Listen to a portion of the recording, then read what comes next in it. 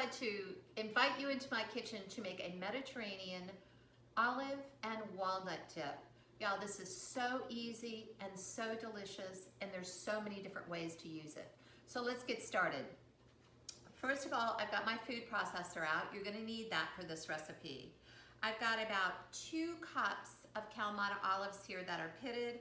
I'm gonna put those right into my food processor along with a clove of garlic, and I'm gonna go ahead and process that so I get that clove of garlic.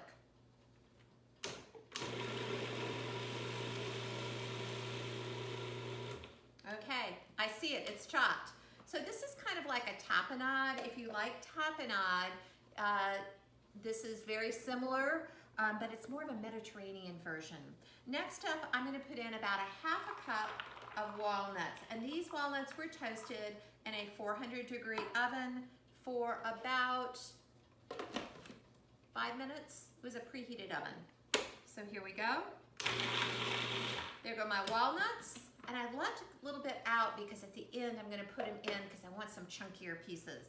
Next up, I have some Dijon mustard, a healthy tablespoon of Dijon. That's gonna add a lot of popping of flavor.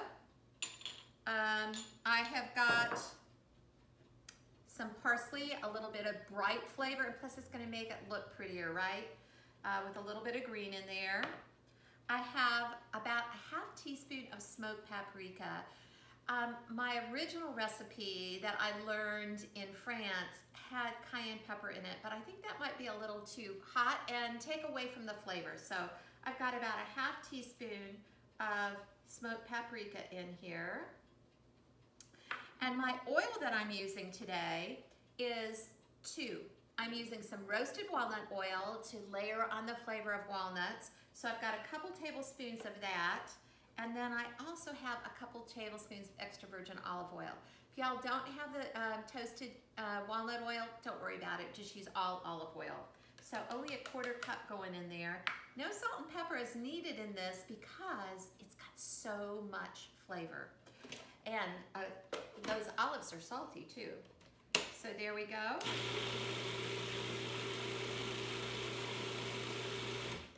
Now, last but not least, I'm just gonna stir in the rest of my walnuts. That's about a 1/4 cup.